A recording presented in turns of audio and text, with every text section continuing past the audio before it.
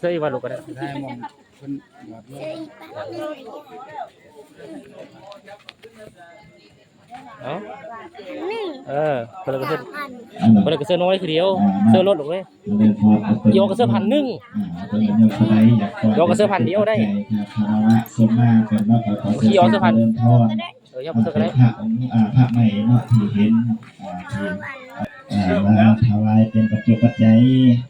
แต่สร้างจากน้อยก็เนาะจากน้อยก็นี่เครื่องหลังใหม่รถใหม่อีกเนาะทางประมาณ1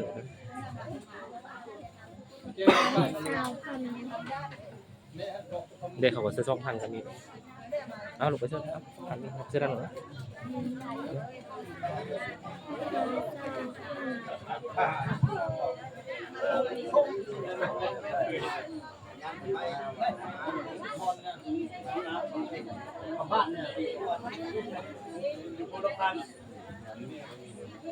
ทำให้คุกไม่น้อยๆนี่นะคนมาป้านะ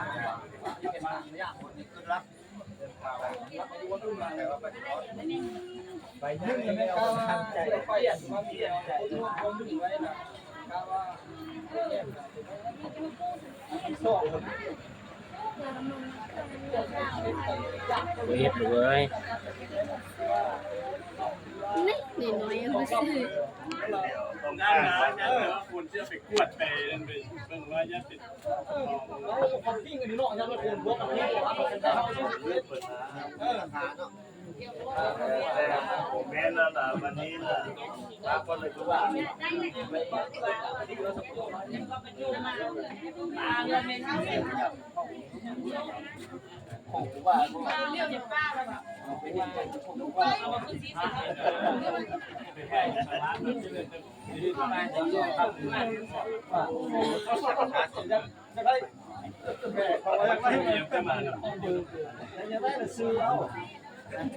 การจะปีนตกงามเลยพระองค์พระบอกหน่อยเนาะเป็นหน่อยเป็นชอบว่ามึงว่าอีกอันปูเบี้ยว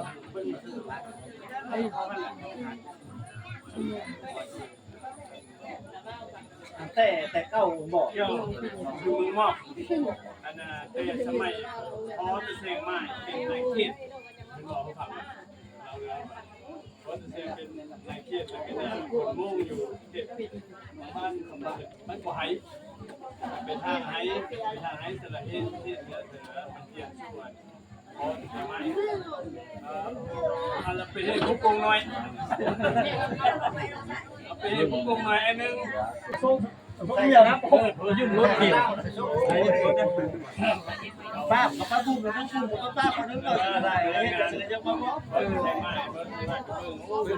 ดีเจยันพูนทุกยันประเทศเพื่อว่าแล้วอาจจะมีพวก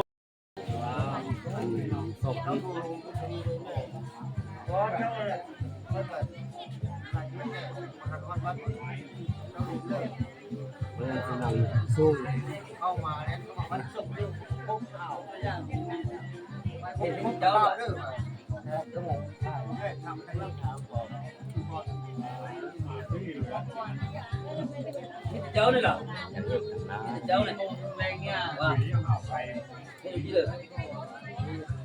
รถพันกับรถพันชาคนมาห้าสิบคนเลยว่าน้ำนี่น้ำนี่เดินทางเลยรถประเทศไทยไก่หมูอยู่ขึ้นเลยอยู่บนขึ้นมาได้บนเลยรักมาไม่กายผู้สกายดีดีดูว่าไอ้ซ่าอันนี้ขึ้นมาเอาจาน